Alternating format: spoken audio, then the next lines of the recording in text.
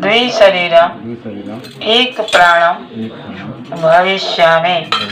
हम दो शरीर एक प्राण होकर रहेंगे। शरीर भले दो हो लेकिन हमारी आत्मा एक होगी। ठीक है। एक मित्र भी होते हैं, अच्छे मित्र, जिससे हम अपनी हर समस्या का एक दूसरे से समाधान करते हैं, बताते हैं। तो ये हमारी ऋषियों की व्यवस्था है कि पानी ग्रहण की क्रिया संपन्न करें। पानी ग्रहण यानी जैसे वो होता है हम लोगों के विवाह संस्कार में, उसी तरह आप भी मित्र जैसा हाथ बढ़ाएं, दोनों लोग एक दूसरे की तरफ दाहिना हाथ, और आप जैसे हाथ मिलाते हैं, जैसे रख दीजिए।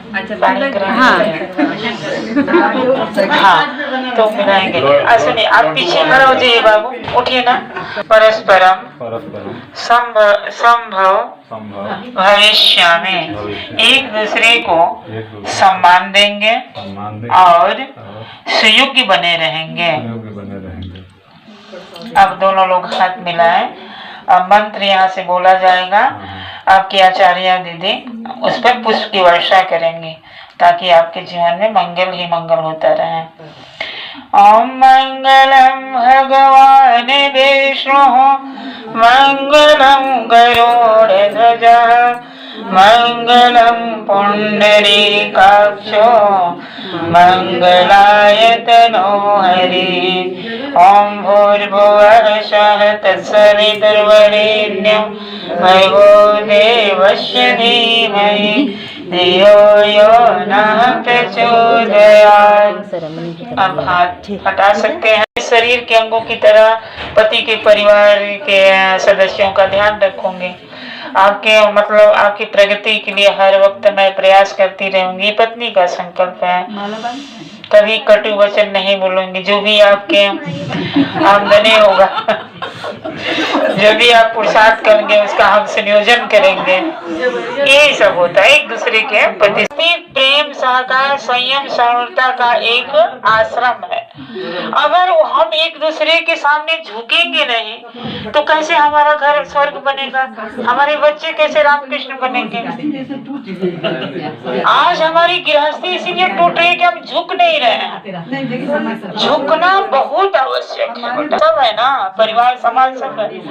तो जब सीता जी वरमाला लेकर आई थी, सब लोग हम लोग सीरियल में देख रहे हैं, जब वरमाला लेकर के माँ जगत जननी आई वहां स्वयंवर में, तो आप सब लोग देखे होंगे कैसे झुक करके उन्होंने सम्मान किया और वरमाला को पहनाया। और क्या उसका मतलब संदेश क्या है वरमाला का, कि माँ ने संकल्प लिया मैं आपके अर्धांगिनी बन करके, सुनिए बाबू, मैं आपके अर्धांगिनी बन करके जीवन भर आपके सम्मान की रक्षा करूंगी। इसके बाद भगवान राम मर्यादा पुरुषोत्तम श्री रामचंद्र जी वरमाला को ग्रहण किए। जब वो वरमाला माँ जगत जननी के गले में डाले तो क्या उन्होंने संकल्प लिया? आप सबको मालूम है, हम थोड़ा सा बता दे रहे हैं। उन्होंने संकल्प लिया कि हम जब तक इस शरीर में प्राण रहेगा तुम्हारा हम सम्मान बनाए रखेंगे, तुम्हारी रक्षा करेंगे और किसी तरह के तुम्हारे आन पर हम आंच नहीं आने देंगे। ये वरमाला का उद्देश्य था। एक दूसरे को संकल्पित होते थे कि हम आपके कुल की मर्यादा बढ़ाएंगे, और पति ने संकल्प लिया कि तू हमारी कुल की मर्यादा बढ़ाएगी, हमारी प्रतिष्ठा बनाएगी, हमको समाज में श्रेष्ठ स्थान दिलवाएंगे, हमारा सम्मान, हम भी कम नहीं है, हम भी आपका जीवन भर आपके सम्मान का ध्यान रखेंगे, हमेशा आपको हम आपकी प्रगति के लिए प्रयास करते रहेंगे। परिवार में, समाज में, अपने दिल में हमेशा आपके लिए जगह बनाए रखेंगे। ये वरमाला का उद्देश्य था। लेकिन अब क्या हो गया, अब थोड़ा इसका स्वरूप बिगड़ा है। लेकिन कुछ बात है कि हंसते मिटती नहीं। हमारी संस्कृति इतनी महान है, देव संस्कृति है कि जिसको देवता लोग भी धारण करने के लिए आते हैं। तो ऐसी महान शक्ति हमारी संस्कृति हमारी मिट नहीं सकती है। देखिए, एक दूसरे का सम्मान करते हुए आप लोग वरमाला एक दूसरे के गले में डालें।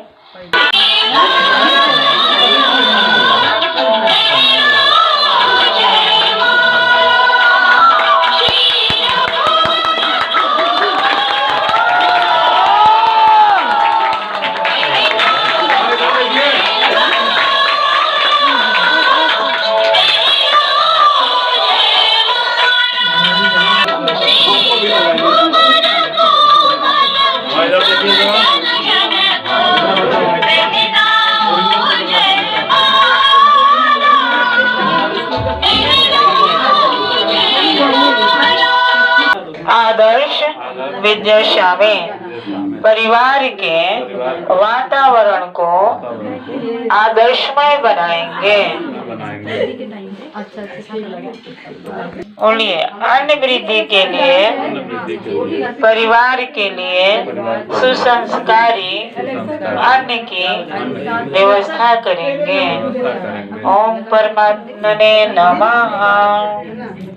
और दूसरा चरण बढ़ाएं। हम बदल के लगाइएगा। हाँ, ये बल वृद्धि के लिए है। आपका दूसरा चरण बल वृद्धि के लिए है।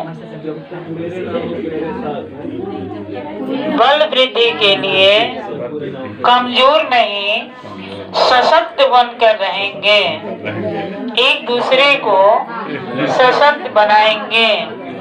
ओम जीव ब्रह्मण्यम नमः। प्रणाम कर लीजिए। धन वृद्धि के लिए, धन के उत्पादन के साथ, बोलिए, धन के उत्पादन के साथ उसके सदुपयोग की व्यवस्था बनाएंगे। ओम त्रिगुणेभ्यो नमः। चौथा चरण सुख वृद्धि के लिए बढ़ाएं। बोलिए, सुख वृद्धि के लिए ऐसे आचरण बनाएंगे जिससे परिवार को सुख शांति हो। ओम चतुर्देवेभ्यो नमः। पांचवा चरण बढ़ाएं प्रजा पालन के लिए। बोलिए, आश्रितों को स्वस्थ, समुन्नत और सुसंस्कारी बनाएंगे। ओम पंच प्राणेभ्यो नमः। आपका छठवां चरण है ऋतु अनुसार व्यवहार के लिए। बढ़ाएं। बोलिए, परिस्थितियों के अनुकूल एक दूसरे के मानस के अनुरूप व्यवहार करेंगे। ओम षडशेभ्यो नमः। सातवां चरण मित्र वृद्धि के लिए। परस्पर मित्र भाव बढ़ाएंगे तथा सुसंस्कारी हितैषी मित्र बनाएंगे। ओम सप्तऋषिभ्यो नमः। बैठ जाइए। पर रखिए। एक दूसरे को आश्वासन दें कि हम अपने अपने कर्तव्यों का पालन करेंगे।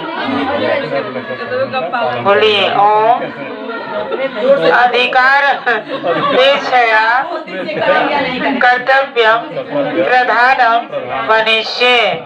कर्तव्यों को महत्व देंगे, अधिकारों को उपेक्षा करेंगे। मतलब हम एक दूसरे से कोई उम्मीद नहीं रखेंगे। हमारा जो कर्तव्य है हम करते रहेंगे, लेकिन आप कह रहे हैं कि नहीं, ये हम आपसे उम्मीद नहीं रखेंगे। छठवा है पति पत्नी एक दूसरे के माथे पर तिलक लगाए। एक दूसरे का सम्मान करें, आप लोग गौरव बढ़ाएं।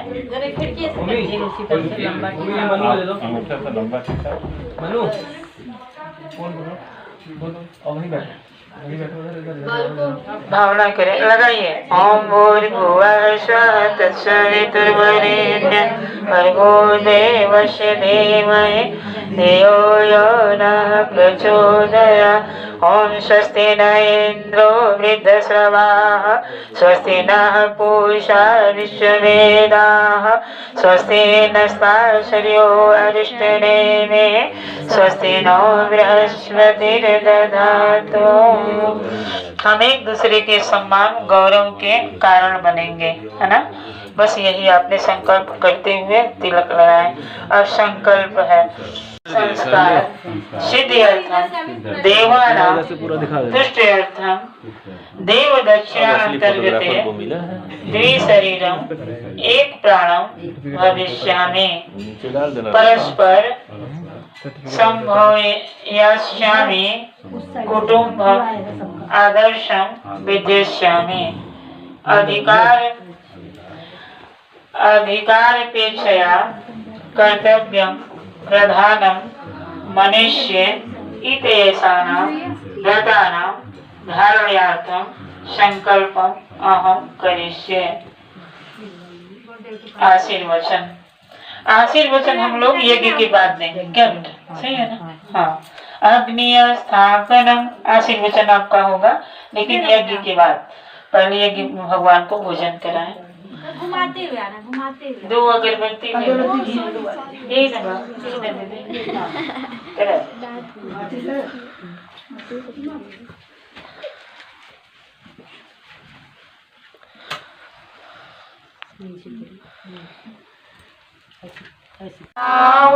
से नित्य पूजित हे भर्गव वंदन मुक्ति करता स्वीकार कर लो वंदन हमारा पावन बना दो हे देव सविता पावन बना दो हे देव सविता।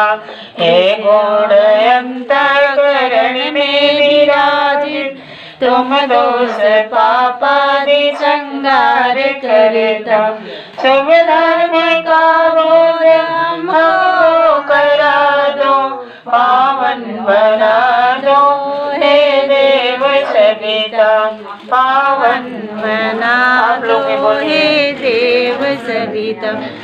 हे व्याधि नाशक हे पुष्टिदाता ऋग साम यजुर्वेद संचार करता हे स्वामी प्रकाशित पावन बना दो हे देव सविता सविता। हे सर्वव्यापी प्रेरक नियंता विशुद्ध आत्मा कल्याण करता शुभ योग पथ पर हमको चलाओ पावन बना दो हे देव सविता।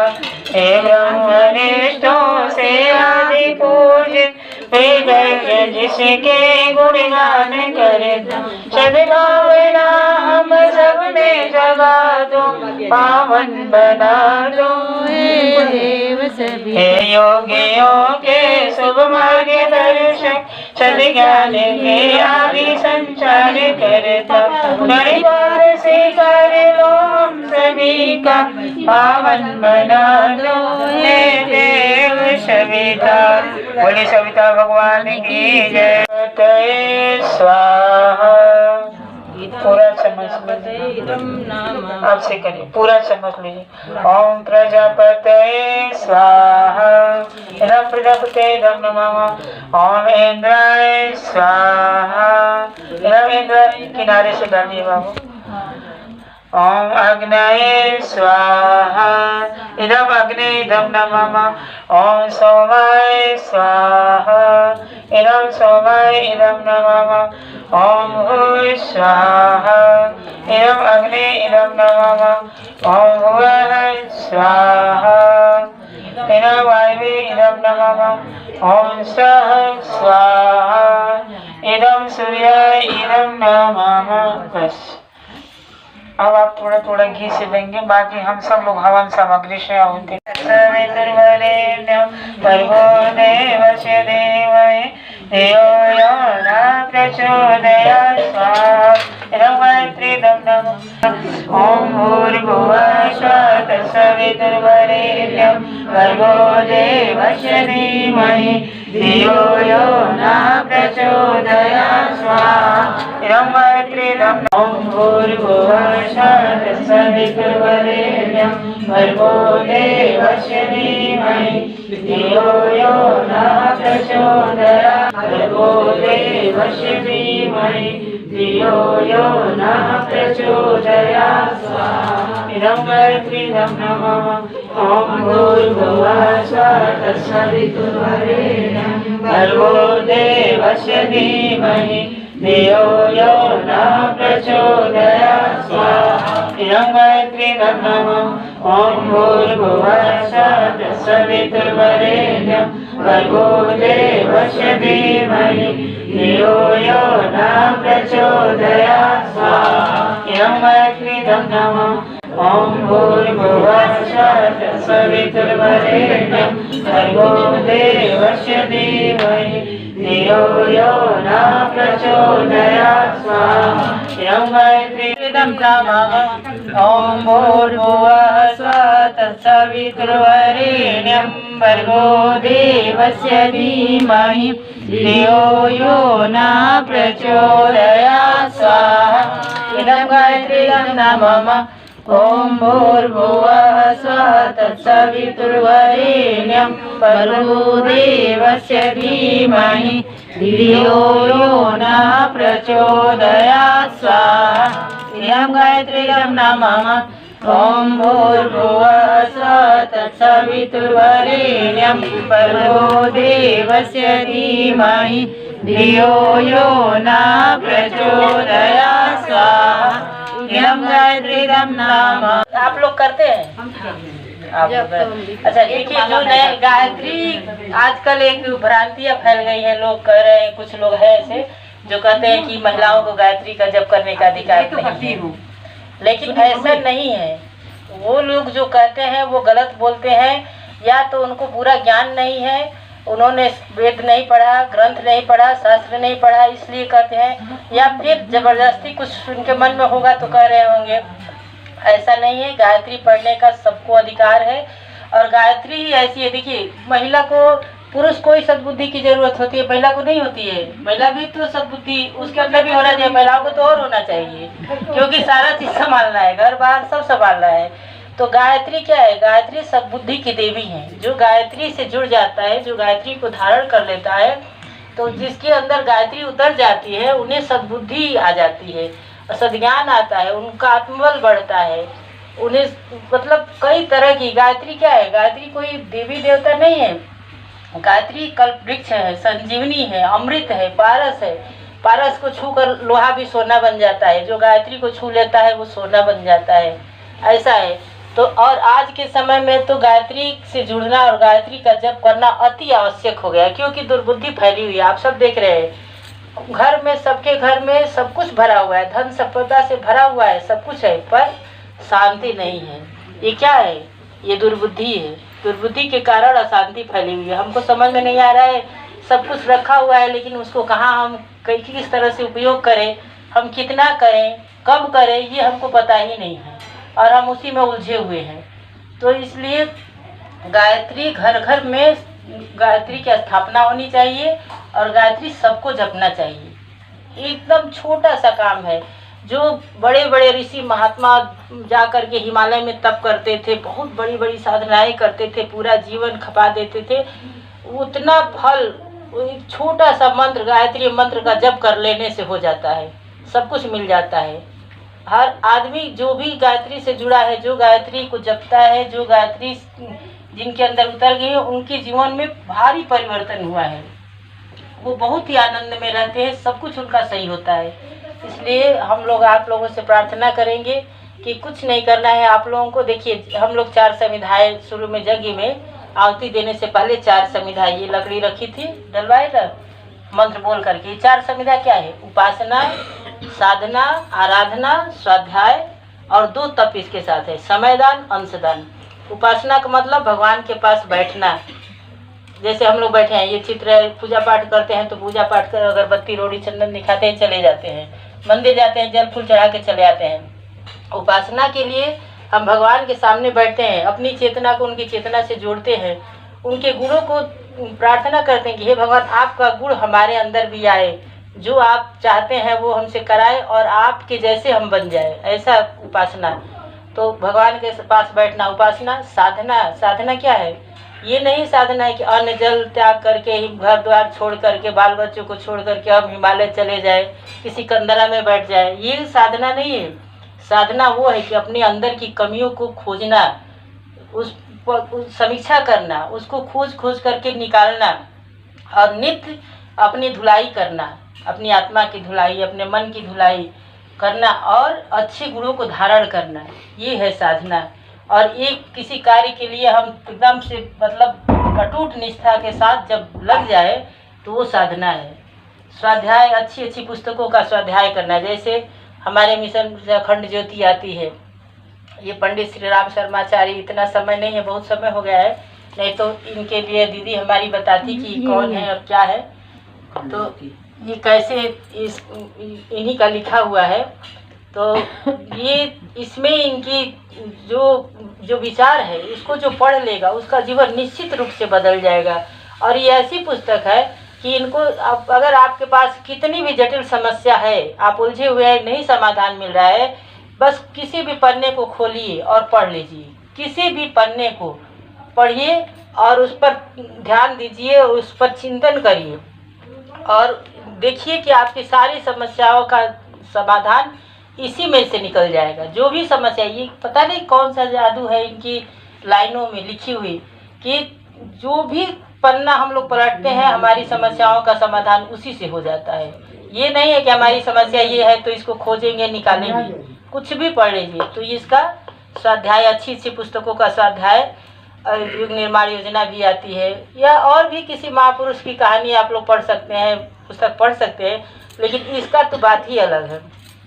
और 2 समयदान, आराधना, अपने योग्यता का, प्रतिभा का, ज्ञान का एक अंश समाज कल्याण में, परिवार में, समाज में, देश में, जहाँ कहीं भी जरूरत पड़े वहाँ लगाना है हमको। ये हो गया आराधना। और अपने कमाई का कुछ अंश लोक कल्याण के कार्यों के लिए नियमित रूप से निकालना। कुछ नहीं तो 1 रुपया तो हम लोग नियम से निकालते हैं। ये कुछ भी अपने अंदर लेने से पहले, अपने ऊपर खर्च करने से पहले, 1 कप चाय पीने से पहले हम 1 रुपया निकाल करके ही करते हैं। उन्हीं का दिया हुआ है, उनको पहले हम दे करके तब अपने ऊपर लगाएंगे।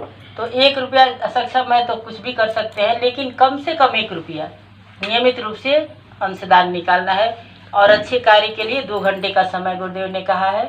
तो आप लोग या तो 1 हफ्ते में जोड़ करके दे दे या फिर रोज 2 घंटे दे दे। अच्छे कार्य मतलब कहीं भी कर सकते हैं, ये नहीं है कि हवन ही करे, जब ही करे, घूमते रहे, जहाँ का ऑफिस में बैठ रहे हैं, घर में है, कहीं भी है, फोन पर है, कुछ नहीं करना है तो आप जो कुछ नहीं कर सकता वो इतना तो कर ही सकता है। हम लोग हालचाल पूछते हैं फोन पर, कहिए क्या हाल चाल है, तो सारे लोग दुखी गाते हैं, यहाँ दर्द है, वहाँ दर्द है, ये परेशानी है। तो उनसे कहिए चलिए गायत्री मंत्र का जप करिए, सूर्य भगवान का ध्यान करिए, आपके समाधान समस्याओं का मिल जाएगा। अखंड ज्योति पढ़िए, समाधान मिल जाएगा, बस हो गया आपका। ये इतना भी काम बहुत बड़ा है, ये सब आप लोग कर सकते हैं।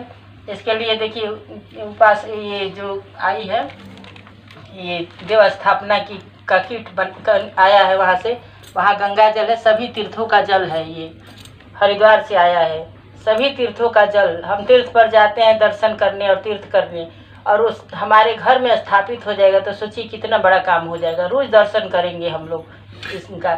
तो ये जल, और इसमें एक पुस्तक है जो कि पूजा हमको कैसे करना है ये लिखा हुआ है, और इसमें मंत्र भी है, इसमें क्या है, इसका लाभ क्या है, ये सब लिखा हुआ है। और इसमें एक गायत्री माता का चित्र होगा, ये तो मढ़वाया हुआ हम लाए हैं, लेकिन इसमें ऐसे है, आप लोग मढ़वा करके रख सकते हैं। और आप लोग अपने घर में स्थापना करा लीजिए, और नियमित रूप से करना कुछ नहीं है, बस 1 लोटिया जल रखिए, एक दीपक जलाइए, अगरबत्ती जला दीजिए, और गायत्री मंत्र का जप करिए, आरती वारती करके जैसे करते हैं पूजा, सूर्य भगवान को अर्घ दे दीजिए। इतना ही काम है, इससे ज़्यादा कुछ नहीं करना है आपको। आगे गुरुदेव सब बताते रहेंगे, आपको प्रेरणा जैसी मिलेगी वैसा आप करेंगे। हम लोग भी जब जुड़े तो इसी तरह से बस गायत्री मंत्र का जब चलते फिरते किए, तो ऐसे करते करते आप गुरुदेव जो कराना चाहेंगे, जो भगवान आपसे कराना चाहेंगे वो करा लेंगे।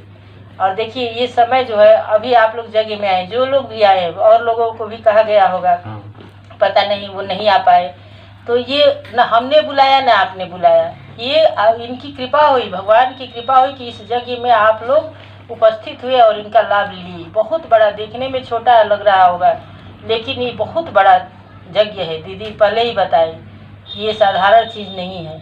उनकी कृपा हुई कि हम लोग यहाँ आए और इतना समय अपना लगाए। तो आप लोग कराना चाहते हैं तो 2-4-5 किट हम लाए हैं, आप ले करके रख लीजिए और फ़ोन नंबर ले लीजिए। जिस दिन कहेंगे आ करके, इस तरह से इतना बड़ा नहीं, थोड़ा सा 5 दीपक जला कर भी करा सकते हैं, उसमें कोई पैसा वैसा नहीं लगना है। हम लोग आएंगे, आकर के आप लोग नहा धो के बैठेंगे और लाचीदाना रोड़ी रहेगा, रोड़ी कलावा, लाचीदाना, जल, तेल, घी तो घर में रहता ही है, घर की चीज़ों से ही हो जाएगा। और 15-20 मिनट का वो मंत्र बोल करके हम लोग स्थापना करा देंगे, आप लोग करते रहिए तो विशेष लाभ इसका मिलेगा। दीदी थोड़ा आप भी बता दीजिए। ये भी बता दीजिए कि कई लोग पूछते हैं हमसे। आप गायत्री में ये भी कहा गया है, शांति कुंज से ये भी कहा जाता है कि आप जिनको इष्ट मानते हैं उनको मानिए, जहाँ आपकी श्रद्धा है वही रहिए, लेकिन गायत्री को उसमें जोड़ना जरूरी है। गायत्री जोड़ लेंगे तो सिद्ध हो जाएगा सब कुछ। गायत्री जैसा मंत्र तो कुछ है ही नहीं। कहते हैं ना, महामंत्र जितने जग माही को गायत्री सब नाही। ब्रह्मा विष्णु महेश भी गायत्री को जप कर ही इतना, मतलब आज हम लोग उनकी पूजा कर रहे हैं, चाहे जो भी कर रहे हैं, उन्होंने भी जप किया है। श्री रामचंद्र जी ने भी गायत्री का जप किया, सबने गायत्री को जपा है। बिना गायत्री का कुछ भी संभव है। हमारी सृष्टि गायत्री से, ब्रह्मा जी जब इस धरती पर कुछ भी नहीं था, चारों तरफ अंधेरा था, पूरा जल ही जल था, तो ब्रह्मा जी ने गायत्री जपा और गायत्री के जप से पूरा जल सूख गया, प्रकाश आने लगा, जीव, घास फूस, पेड़ पौधे पैदा हुए, जीव पैदा हुए। हमारी सृष्टि की रचना गायत्री से ही हुई है, तो गायत्री तो जपना ही पड़ेगा। तो आप थोड़ा दीदी बताएंगे। क्या कोई ऐसा घर नहीं है जिस घर में पूजा पाठ नहीं होता? हर घर में होता है। हम किसी न किसी रूप में भगवान के पूजते हैं, चाहे शंकर के रूप में, हनुमान के रूप में, दुर्गा के रूप में, काली के रूप में, किसी न किसी रूप का हम पूजन करते हैं। ईश्वर के विभिन्न रूप ही ईश्वर को एक ही है, विभिन्न रूप में किसी का भी पूजा करें तो ईश्वर का ही पूजा होता है। अब हम आपसे निवेदन ये करें, गायत्री मंत्र ही क्यों? क्योंकि हम अगर कहें, आप कहें कि गायत्री मंत्र हम नहीं जपते हैं, गायत्री माता को नहीं मानते हैं, तो ये हमारी अज्ञानता है, हम नहीं जानते हैं, इसलिए कहते हैं। ऋषियों ने कहा है कि जो हम सांस ले रहे हैं सुबह से शाम तक, वही गायत्री है। गायत्री कोई देवी देवता नहीं है, गायत्री हवा है, गायत्री जल है। जैसे हवा का कोई रूप नहीं है, जल का कोई स्वरूप नहीं, उसी तरह गायत्री का भी कोई स्वरूप नहीं है। गायत्री प्राण है, चेतना है। आप सब पढ़े होंगे, सब जानते हैं। परम वेद मूर्ति तपोनिष्ठ पंडित श्री राम शर्माचार्य जी ने एक पुस्तक लिखी है, गायत्री महाविज्ञान। बहुत सारे विज्ञान आप लोग पढ़े होंगे, उसमें उन्होंने बहुत अच्छे तरीका से गायत्री के दर्शन को बताया है। और हम आपसे क्या बता सकते हैं गायत्री के बारे में, जब वेद मूर्ति तपोनिष्ठ ज्ञान के देवता भगवान हुआए और 3200 गायत्री के ऊपर पुस्तक लिखने के बाद उन्होंने अंत में यही बताया, क्या बताया कि हमारे में क्या क्षमता है जो गायत्री पर हम कलम चलाएं, लेखनी चलाएं। तो हम लोग आपसे क्या निवेदन करें, घर घर मतलब गीत गिलहरी जैसा उनके संदेश को, महाकाल के संदेश को हम आप तक पहुंचाने आए हैं। बस यही निवेदन करेंगे कि युग की मांग है, जिस पूजा का आप करती हैं, जिस देवता का पूजा करती रहें, जो आपका इष्ट है मानती रहें। लेकिन जिसके सामने आप नित्य बैठती हैं, उन्हीं के सामने, दुर्गा जी के सामने, काली जी के सामने बैठकर कम से कम एक माला गायत्री महामंत्र का जप करें। उससे क्या होगा, गायत्री चेतना है, काली माँ के अंदर भी है, सरस्वती माँ के अंदर भी है, लक्ष्मी माँ के अंदर भी है। जिस देवी देवता के अंदर अगर प्राण है, चेतना है, वो सब गायत्रीमय है।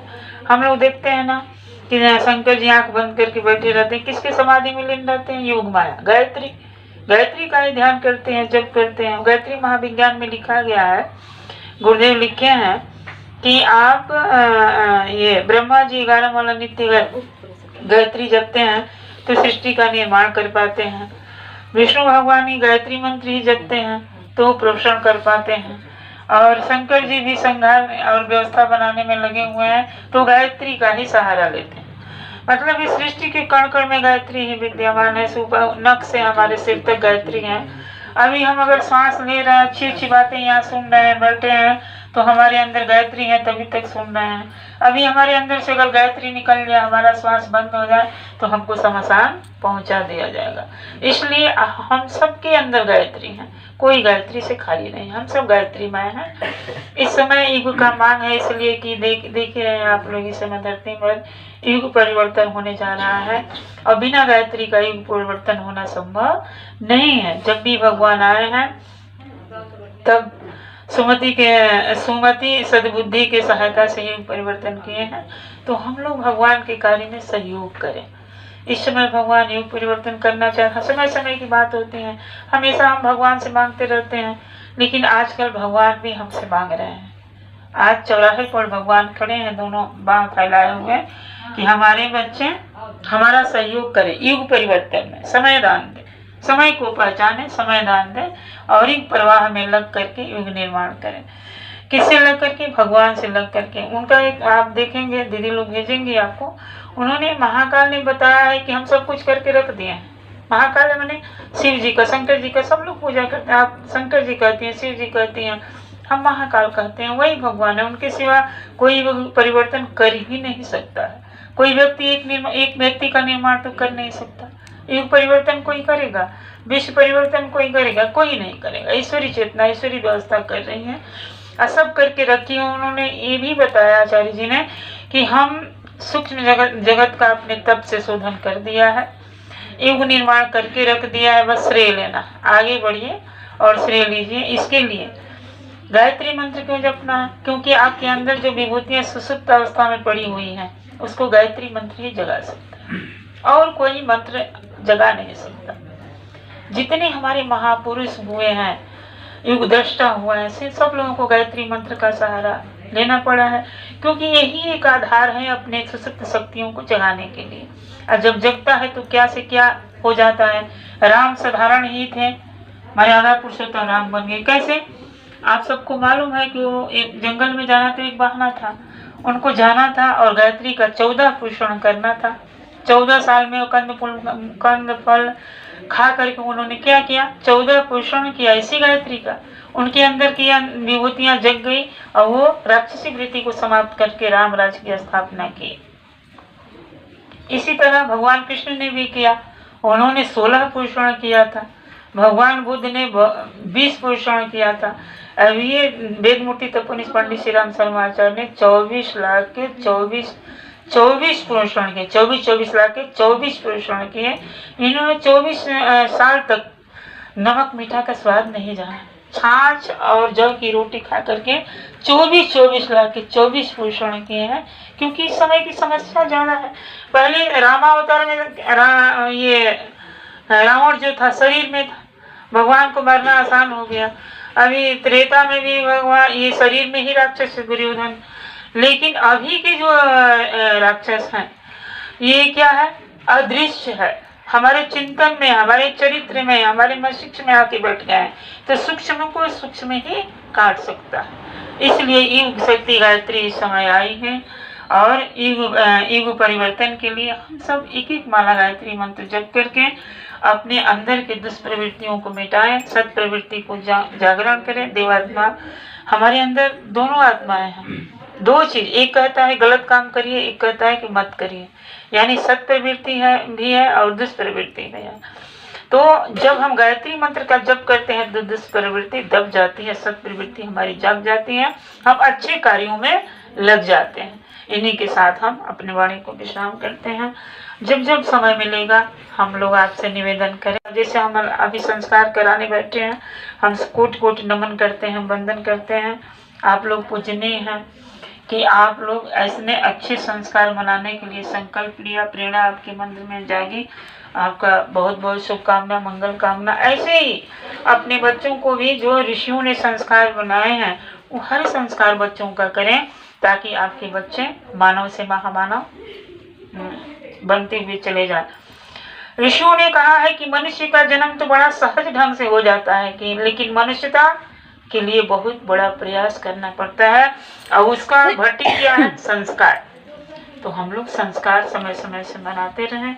होंगी तो आप लोग आज से देखिए 2026 जो आ रहा है, ये युग निर्माण का अंतिम मतलब एक है कि युग निर्माण होने का पूरा मतलब आशा है।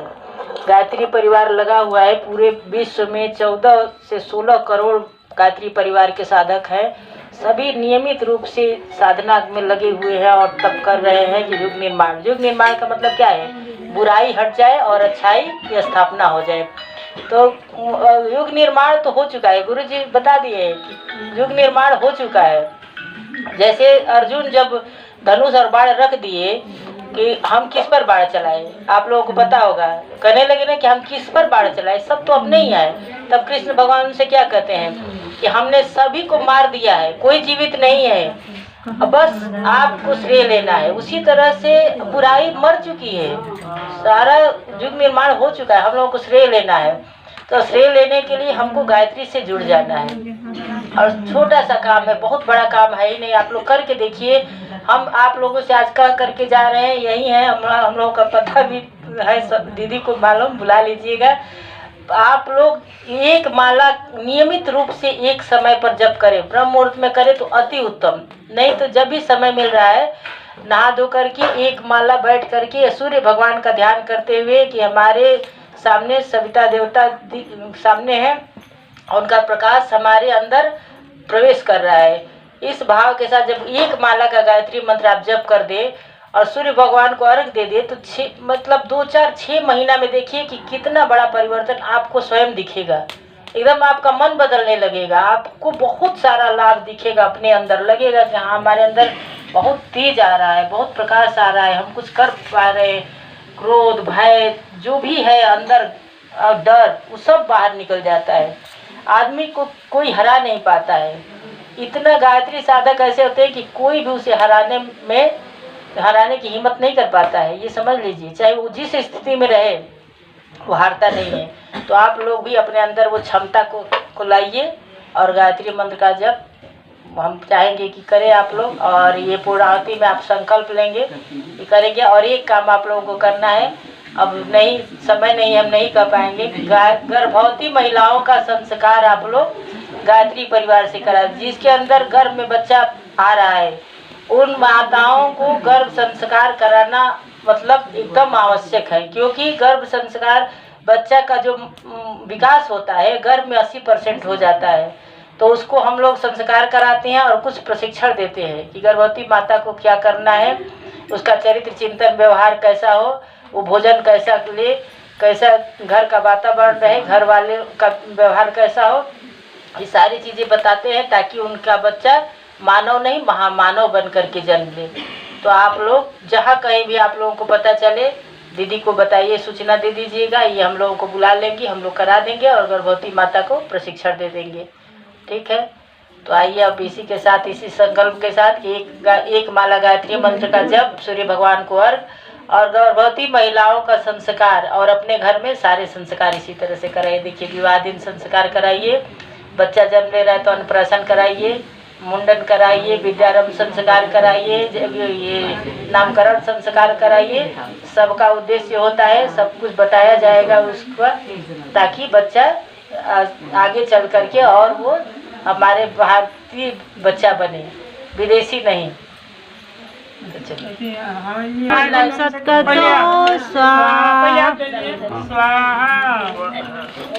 सर्वै पूर्णगुं स्वाहा, सर्वै पूर्णगुं स्वाहा, सर्वै पूर्णगुं स्वाहा।